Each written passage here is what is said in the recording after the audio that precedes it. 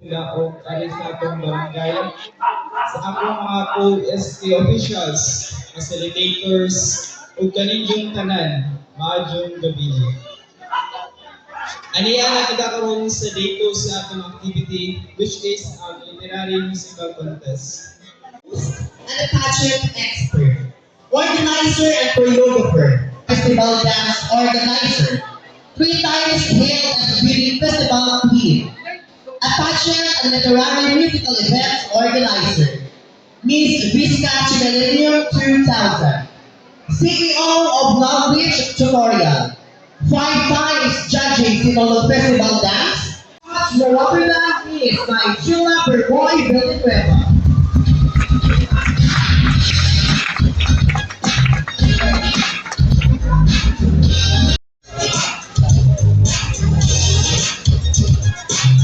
Promoter in English language teaching, an implementer of Summer Youth Fest in Sunod Southern Leyte, a pageant analyst.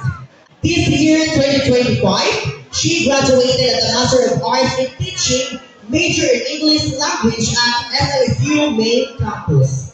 15 times judge a literary musical competition.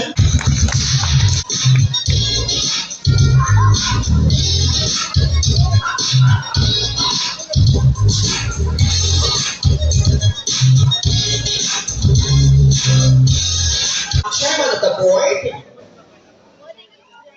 Okay, Miss Claire Nunez.